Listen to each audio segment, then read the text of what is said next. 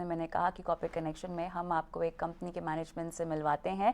Motherson Sumi wiring ने चौथे तिमाही के नतीजे जारी कर दिए हैं और नतीजों और आगे के आउटलुक पर बातचीत करने के लिए मेरे साथ मौजूद है कंपनी के CEO अनुराग गहलोत और CFO GN गौबा। आप सभी का स्वागत है। अनुराग, आपके पास आऊँगी इस खास पेशकश में, और डोमेस्टिक डिमांड को लेकर आपसे सिनारियो समझना है और आउटलुक इसी सेगमेंट में या सेगमेंट वाइज हम चाहें तो किस तरह की तस्वीर उभरती हुई दिखाई दे रही है, कुछ बताएं। धन्यवाद इस न्यूज़ चैनल को आमंत्रण देने के लिए हमें। मेरा कहना है कि अभी अगर आपने देखा होगा कि FY23 के अंदर 22 से अगर हम कंपेयर करें तो हमने ग्रोथ रेवेन्यू में देखा कि काफ़ी अच्छा उछाल है। और अभी भी जो है हमें दिखाई दे रहा है कि सारे OEMs ने जो हमें फीडबैक दी है और जो नंबर्स वो दिखा रहे हैं वो काफ़ी पॉजिटिव है आगे आने वाले सालों में।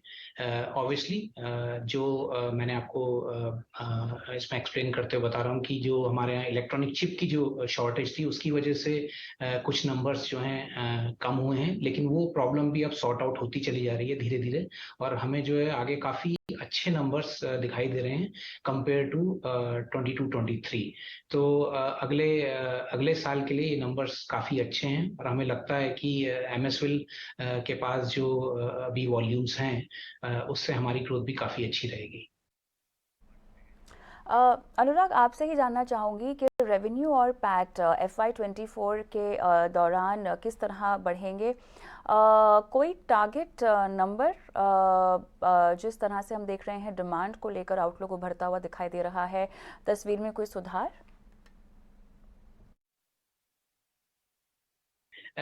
देखिए, ऐसे अभी हम जो ग्रोथ की बात करते हैं, हमारी ग्रोथ जो है वो डायरेक्टली OEM के नंबर्स पे ही डिपेंड रहती है जो रेवेन्यू ग्रोथ है।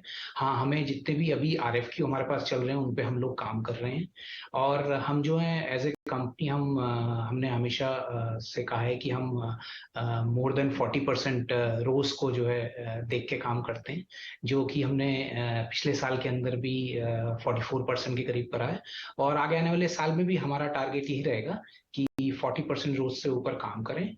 और मुझे लगता है कि आगे आने वाले साल में हमारी दिशा जो है काफ़ी अच्छी है। कंपनी को काफ़ी पॉजिटिव फीडबैक है कस्टमर से। तो मुझे लगता है कि जिस तरह हम अभी चल रहे हैं उसमें कंटिन्यूस इम्प्रूवमेंट करते हुए अगले साल भी अच्छे रिजल्ट हम दिखाएंगे। मिस्टर गौबा, आपसे पूछना चाहेंगे, अगर हम मार्जिन्स देखें तो ईयर ऑन ईयर बेसिस में यहाँ पर कमी आती हुई दिखाई दे रही है। इम्पैक्ट की क्या वजह रही है, और आने वाले वक्त में, आने वाली तिमाहियों में सुधार अगर होता है तो उस सुधार को लेकर आप किस तरह की तस्वीर उभरती हुई दिखाई दे रही है, या क्या ट्रिगर करेगा इस सुधार को लेकर? सबसे पहले तो मैं बताना चाहूंगा कि पिछले 3 क्वार्टर्स में अगर आप देखेंगे हमने सिक्वेंशली अपने मार्जिन्स को इम्प्रूव किया है, जबकि हम अपने को रिटर्न ऑन कैपिटल एम्प्लॉयड पे ही मेजर करते हैं, जो कि हमने बताया कि इस साल हमारा 44% रहा है। जहां तक इस साल की बात है, इस साल में आपने देखा होगा OEMs ने कई सारे न्यू लॉन्चेस लाए हैं। हमने MSWIL में 23 न्यू लॉन्चेस को इंट्रोड्यूस किया है, जिसकी वजह से एक टाइम लगता है एफिशिएंसी लेवल्स को इम्प्रूव अचीव करने में, जो कि desired level of utilization as well as efficiency level होता है। इसके अलावा हमने 3 नए प्लांट लगाए हैं, तो उस वजह से हो सकता है कि आपको लगे कि पिछले सालों के मुकाबले थोड़ा सा मार्जिन कम रहा है। इन्फ्लेशनरी ट्रेंड भी है, चाहे वो वेजिस के हो, चाहे वो कंपोनेंट प्राइसिंग के हो। कॉपर प्राइसेस पिछले क्वार्टर में भी बढ़ते हुए दिख रहे हैं। तो उन सब चीजों को देखते हुए हमारी प्रॉफिटेबिलिटी बड़ी स्ट्रांग है, और आने वाले टाइम में जैसे जैसे ये यूटिलाइजेशन इंप्रूव होगा और जैसे जैसे ये न्यू मॉडल का रैंप अप होगा, आप देखेंगे कि हमारी प्रॉफिटेबिलिटी में वो बेटर रिफ्लेक्ट करेंगे। गौबा जी, यहाँ पर 3 प्लान्स ऑलरेडी ऐड कर दिए गए हैं। केपेक्स कितना होगा FY24 के लिहाज से? जैसा कि हमने बताया कि कई सारे कस्टमर के न्यू लॉन्चेस ऑलरेडी आ रहे हैं, कुछ और नए भी आ रहे हैं। हमारा कैपेक्स इस साल हम एस्टिमेट करते हैं 125 करोड़ के आसपास रहना चाहिए।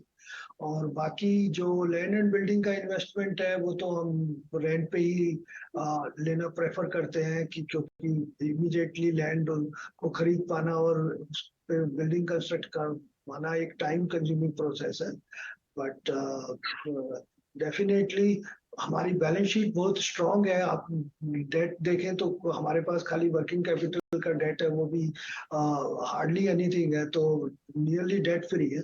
तो हमारे को अगर कोई और कैपेक्स भी करना पड़ता है बेस्ड ऑन कस्टमर डिमांड या कोई नई प्रोजेक्ट्स आते हैं तो हमें उसमें भी कोई दिक्कत नहीं होनी चाहिए। लेकिन जो करंट बिजनेस को देखते हुए हमारा एस्टिमेट 125 करोड़ का। ईवी को लेकर किस तरह से फोकस अब बढ़ता हुआ दिखाई दे रहा है, और अगर कंटेंट पर व्हीकल देखें तो ये कितना बढ़ेगा करंट लेवल्स के मुकाबले? ऑर्डर इनफ्लो क्वार्टर जो गया है उसमें कैसा रहा है? शायद पहले अनुराग जवाब दे सकते हैं इसका। आज की तारीख में हमने अगर देखते हैं तो लास्ट फाइनेंशियल ईयर के अंदर हम जो है ईवी के अंदर सारे सेगमेंट्स में अवेलेबल हैं, चाहे वो पैसेंजर व्हीकल हो, कमर्शियल व्हीकल हो, two wheeler and as well as the buses also. So हम जो है अक्रॉस सारी इंडस्ट्री के अंदर ईवी के अंदर काम कर रहे हैं ऑलरेडी, और हमें काफी सारे आरएफक्यू जो हैं वो भी हमारे पास है जिनके ऊपर हम काम कर रहे हैं। और हमें लगता है कि नेक्स्ट ईयर के अंदर यानी कि FY24 के अंदर इन बिजनेस में हमें काम करने का मौका मिलेगा। अगर आप कंटेंट की बात करते हैं तो जैसे कि मैंने आपको बताया कि ईवी के अंदर ईवी जो है वो करीब करीब 1.5 से 2 टाइम्स जो होता है कंटेंट जो होता है आइस से जो होता है ज्यादा रहता है। और ईवी के अंदर हम जो अगले आने वाले सालों में या अगले इस साल के अंदर देख रहे हैं कि हमें two wheeler, three wheeler, even और बसेस और पैसेंजर व्हीकल के भी कई सारे आरएफक्यू जो हैं हमारे पास हैं, जिसके लिए हम काफी अपनी तैयारी भी कर रहे हैं। और हमारे पास करंट कैपेसिटी के अंदर भी हम उन्हें देख पा रहे हैं, और हमें उसके लिए थोड़ी सी कैपेसिटी बढ़ानी भी पड़ेगी। जैसे काबा जी ने बताया कि कुछ जो है नए लॉन्चेस ऑलरेडी पाइपलाइन में, तो उसके अंदर ईवी व्हीकल भी उसका पार्ट है। चलिए, आप दोनों का बहुत बहुत धन्यवाद। आप दोनों ने समय निकाला और दर्शकों का मार्गदर्शन किया अपनी योजनाएं हमें बताकर। अरिहंत कैपिटल से ज्योति हमारे साथ एक्सपर्ट के तौर पे आज जुड़ गई हैं। ज्योति, बताएं, यहाँ पर हमारी मैनेजमेंट से बात हो रही थी मदरसन सुमी वायरिंग, और जिस तरह से उन्होंने आने वाली तिमाहियों की तस्वीर बताई है, क्या लगता है आपको क्या करना चाहिए इस वक्त दर्शकों को, निवेशकों को? जो मदरसन सुमी ने रिजल्ट पोस्ट किया था वो भी काफी अच्छा था। एबिटा साइड में थोड़ा स्लाइटली था below estimate, but top line was good. So overall company अच्छा कर रही है। अगर हम कंपेयर करें Q3 से तो Q3 में परफॉर्मेंस उतना बेटर नहीं था, बट Q4 में they are doing pretty decent. And अगर देखें तो उनका 62% का रेवेन्यू कंट्रीब्यूशन पीवी में है। And as you know, nowadays people are moving toward premiumizations, and लोग काफी प्रेफर कर रहे हैं SUV को।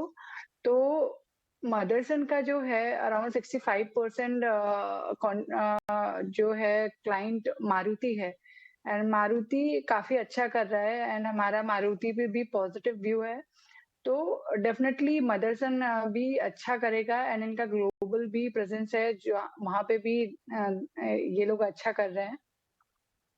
सो मेरा पॉजिटिव व्यू है, एंड मैं एक्सपेक्ट करती हूँ कि अभी अराउंड 55 चल रहा है स्टॉक प्राइस, तो going forward we can see 60, 62, 65। चलिए ज्योति, आप हमारे